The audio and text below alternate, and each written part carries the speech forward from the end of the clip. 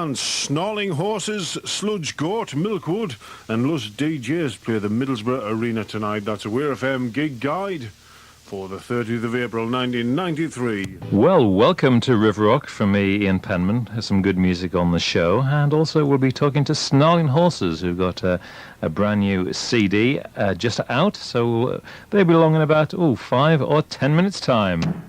And in a few moments' time, we are going to be talking to Snarling Horses about their new CD, their first CD, as far as I know.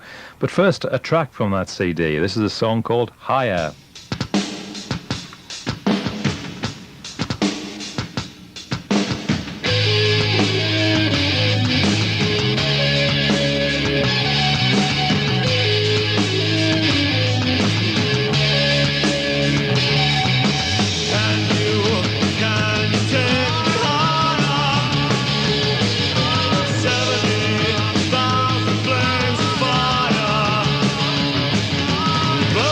So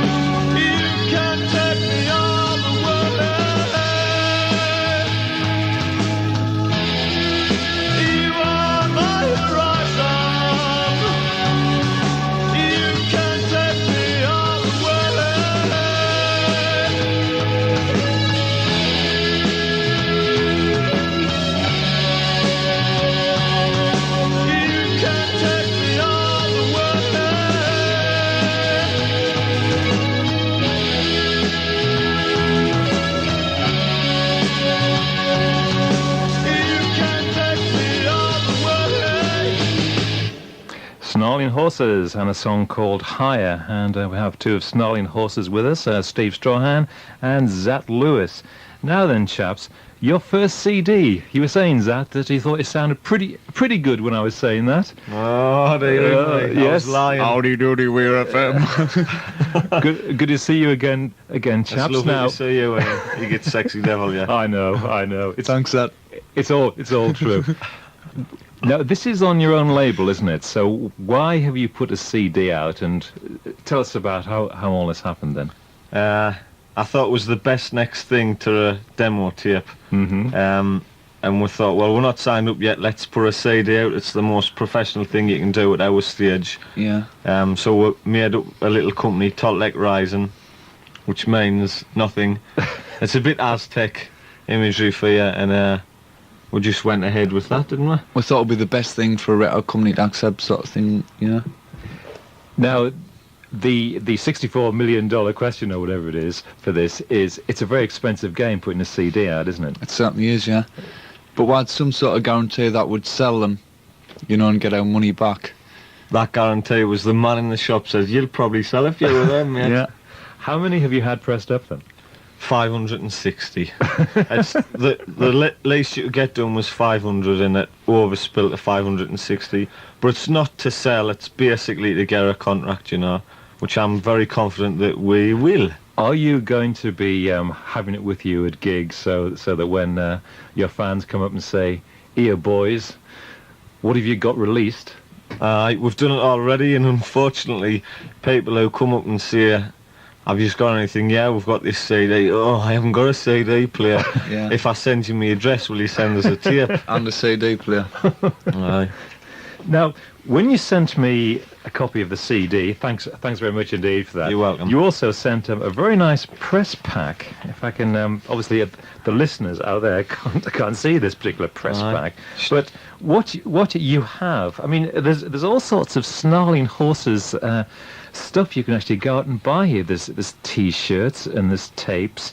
And there's, would you believe, Snarling Horses postcards? Now, I can't believe it. What on earth is anyone going to do with Snarling Horses postcards, if I can ask you this? Yeah, it's very cheeky.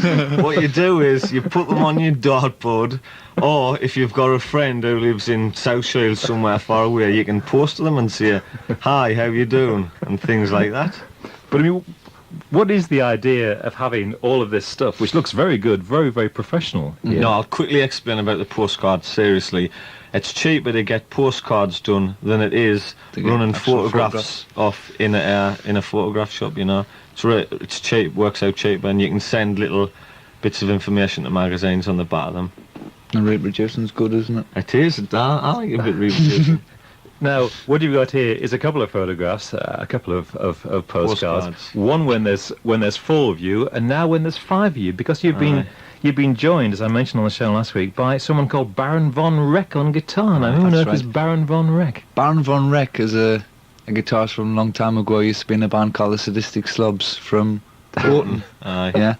And we were as amazed as you are to hear his name. Band. And obviously Edwin Woodhouse, he's our new bass player. Didn't forget to mention him. Hi, Woody. Hi, Woody. Because you seem to have a fairly fast turnover of other band members. Am I right in saying that? Yeah, it's every time I come on this show, after what we say, they tend to leave, you know. Yes, didn't we lose you a bass player last time? Aye, Called we him did. Yeah. Zonk the Plonk or something like this. It was Donk the Punk. Donk the because Punk, he used to be yes. a punk rocker, you know. Aye. I used to No be. hard feelings anyway, and we like him a lot. Yeah. So where do you find these chaps from then? These Well, the last good as- time was I dragged them up. No, it was when the tour came about, the European tour. The bass player we had, who we love him to bits. Hi, Graham. He couldn't make it, you know, for different reasons. So we advertised, and this lad from Easington Lane answered the advertisement. Then the world rhythm guitarist Budgie again, another lovely lad, and there was no falling out, but he just couldn't do it with commitments with having And the bands and drummer. that. The drummer as well, that's one of the reasons he left. Because when we We're get a gonna tour follow. arranged, they normally just leave just beforehand, you know. They give us about a week's notice that they can't do it, you That's know. actually happened. I mean, is it actually easy finding people at a week's notice, like you say there, Steve? Well, we got the drummer from Judith's Chair, and Right. he slotted in brilliant. Ah, right. I mean, We he's just ob- did a week solid practice. I Yeah. mean, it was totally committed. He was great. Do you think the musicians find your stuff easy to learn, hard to learn, or what? The drumming wasn't easy. It's not easy to learn. I mean, remembering the songs, there's a lot of different changes.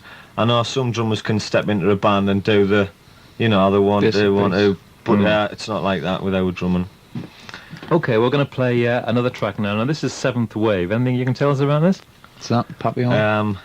Well, the drumming on this one's pretty easy to learn if anybody wants to get ready. It's actually about Papillon, the film Papillon. Okay, well, if anybody's sitting at home with a kit, you can play along to this. Snarling Horses and Seventh Wave.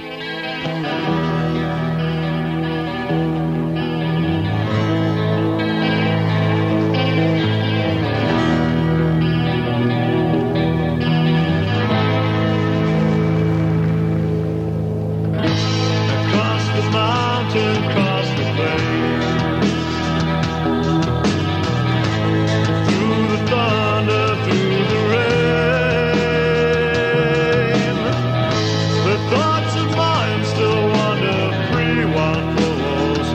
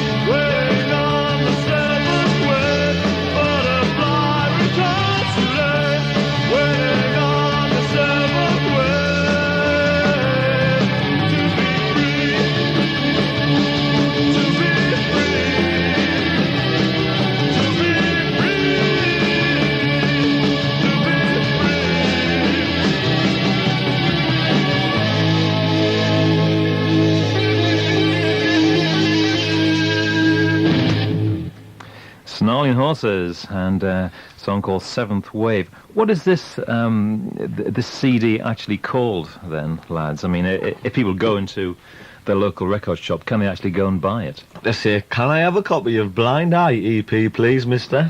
So it's called Blind Eye. Blind Eye, yeah. I'm looking at just to ask you about something completely different here. You've sent me a list of all the gigs that you've played, which is like very, very useful. And the first gig you played was on February the 26th, 1990. The second gig you played was on July the 7th, 1990. What does this mean? How come there was almost a 6-month gap in between the first gig and the wrote second another song, gig? you know. Took that one.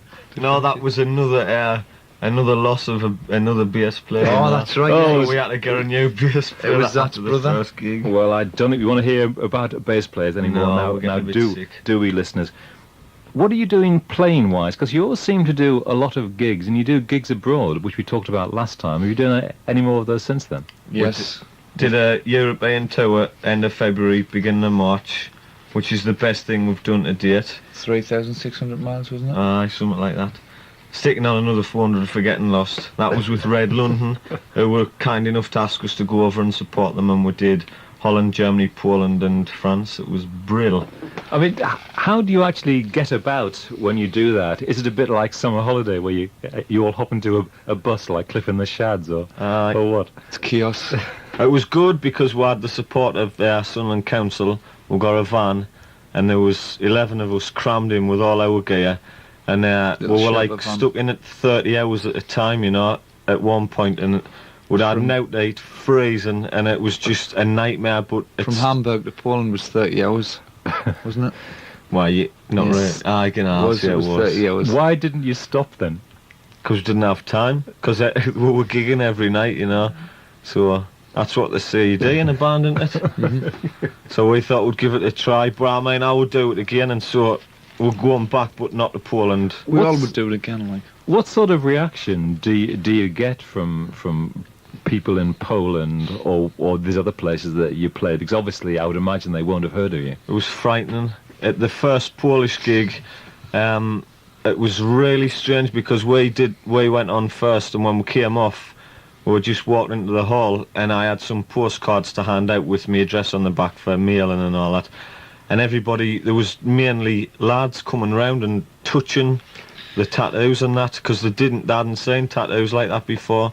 Yeah. And we were getting dragged out into the corridor while Redland were playing, and they couldn't speak a word of English, we couldn't speak a word of Polish, and they were just touching you, and it was a really strange experience. Yeah, it was very confusing. You didn't know what they were actually doing. They were touching us, weren't they? They were. And I mean, if you were to light a cigarette up, they would all crowd round you and almost be fighting over a cigarette. Right. I mean, it's quite weird. sad, actually. Oh, aye. Do they get much music over there? Do they get many many English bands? Well, I'm not sure, but there was a lot of people with old, like, punk, like, T-shirts on, Aye. Angelic Upstarts and Clash T-shirts and things like that, and Sex Pistols T-shirts, you know? It's like they really are in the past sort of thing, aren't they? I think it's starting to get better. There's a lot more bands going over. It's just since we've been over, we've heard of other bands going over. A lot of them was into ska as well. They were asking us to do ska music. Yeah. It was brilliant. They were honestly excellent. really friendly people. They really knew how to look after you, you know. So will you be going back there to headline probably? We got asked to do a festival called Eurogen in August, which is the biggest festival in Eastern Europe with 20,000 people, with TV from Russia, East Germany, Poland, Czechoslovakia, and it's just waiting to get the date sorted out now, so we might be flying over. And a hot meal sorted out. Oh, aye. You were also saying to me that you're going to be supporting Hawkwind of all people. Aye. Excellent machine. I can't remember the song.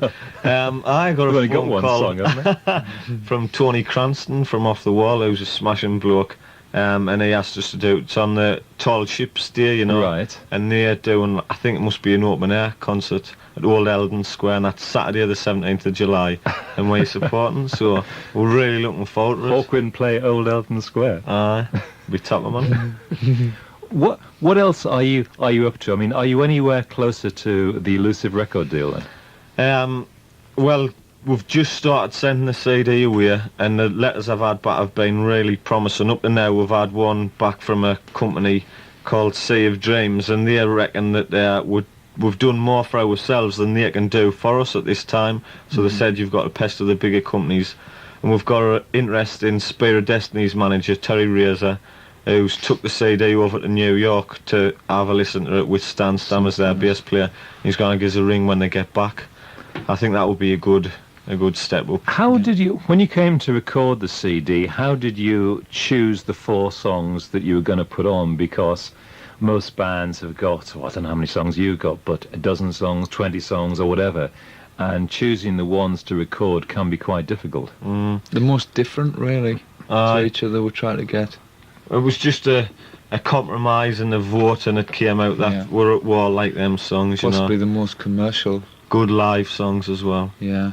I mean, did you actually think when you were into the studio, okay, we've got to do even better than we normally do because this is going to be going out on a CD and this is going to be heard by almost certainly a lot more people than a demo tape, because a CD can be played on the radio, whereas a demo tape, by and large, tends not to get played on the radio. Right, Well, no, because we've always done our best. We wouldn't say that, let's do it better. We'll just do the best we can every time we record something. And obviously, as time progresses, we'll get better gear, we'll get better knowledge of, writing and all the rest of it. So inevitably, you do get better. Yeah. How are you doing for radio play? Have you had any national radio play yet? I've sent a CD to Steve Wright and to John Peel, but We'd even sent one to the Word, didn't we? aye. Well, it's just listening to them, you know what I mean? With being out all the time, you didn't get to hear them, so I don't know if we've been on yet. But I'm sure we will, and the Steve Wright thing, the new unsigned right, bands, it's a good slot to get on. Well, it does seem to work. I've had a couple of bands on this show who've actually sent stuff in and got stuff played on that. Yeah. So. Oh, that's good. Do you think that people might have the wrong idea about the band? Because if you send them the photographs, you do look sort of punky, don't you?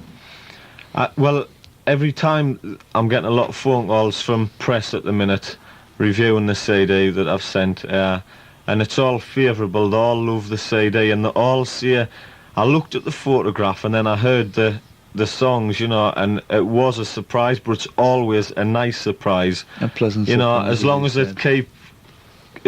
it keep going like that, nobody's ever said, well, you look like this, why do you sound like that? They've never took it the negative way. It's possibly because we're all like punks, really, from way gone by. Originally, we can't shake it off, You do think it's a good idea sending photographs out with the CD, because people might look at them and go, this is a bunch of punks, I'm not going to listen to this. Do you think? Well, I didn't think we look like a bunch of punks from the photograph, It's different people's ideas, I think they look at it and think, well, these are 5 blokes who don't stand like bottles of milk on stage. Boys, not blokes. Boys, I'm still young. Yeah. Also, if you don't send them a photograph, they're going to hear it and they might conjure up a totally different image. You give them the whole scenario and they know what's what. You're doing a gig with a band called The Undead, aren't you? On Friday, yes. On Friday. Now, where's that? That's at Bourbon Street, above Candlelight, the restaurant. That's in Fawcett Street in Sunderland. Yes. And The Undead are actually from New York, I'm led to believe. Ex-Misfits, I Right. gather. Do you have any idea what on earth they're doing in Sunderland in that case? It beats me. Well, if I lived in New York, that's the venue I'd want to play before I died, Bourbon Street. Yeah. Yeah. Right, okay, well, we're going to finish off now. Steve, Zat, thanks very much indeed. I'd like to say hello to Tyler. As a good girl. Now, Tyler is your new dog. My new dog. And Woof. you were actually up at 5 o'clock in the morning, That's Zat. the one. Can you not tell I sound really tired? He looks hard, but he's a softy at heart. I was going to say that. Which record shops is this CD in, chaps, if any at all, that people can rush out and buy tomorrow morning if they want to? I will out to say, Yes. our price, Right. Volume, HMV, and Volume in Durham. 9 Warwick Street. 19 Warwick. I'm sure that's my address. You'll have fans camping out on your doors. Zat. Right. Right, this is the final track, Snarling Horses and Show Me.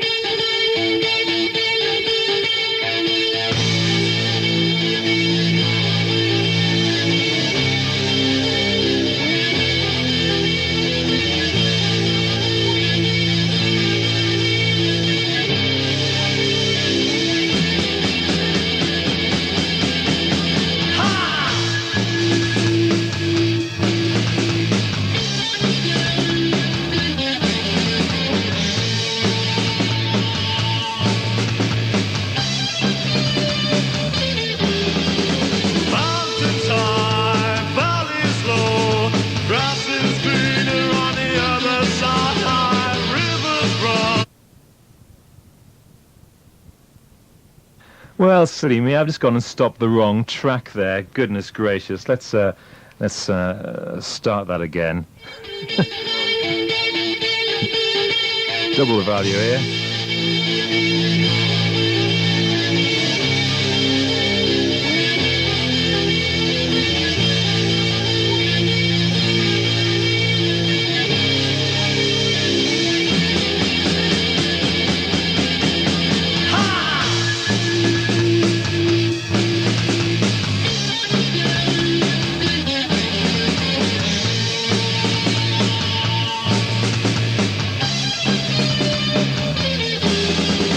Mountains high, valleys low, grass is greener on the other side. Rivers run, sunshine glows. Use your eyes, open them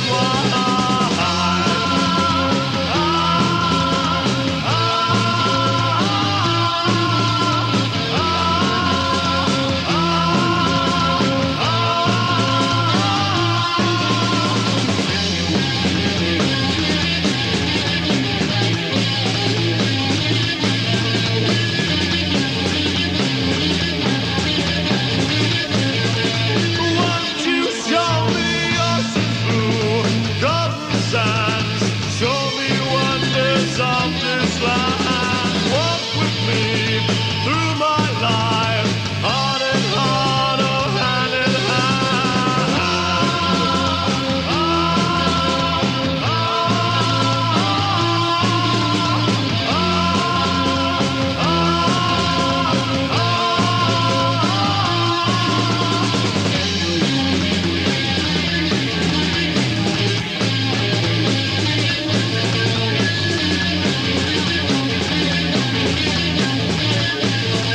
Won't you show me?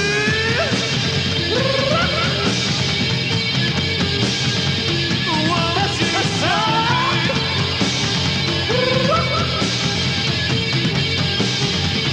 Won't you show me birds to fly, sun to rise, all this beauty for our eyes, trees that breathe, suns that set, nothing can compare as yet.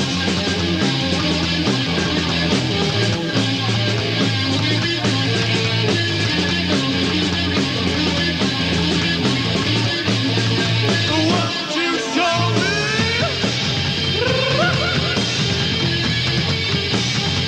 Won't you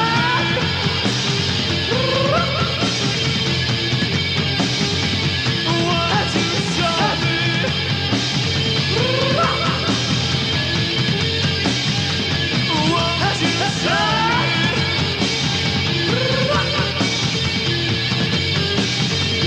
Won't you show me? Now it's Snarling Horses and Show Me. In fact, that was Snarling Horses and Show Me twice there.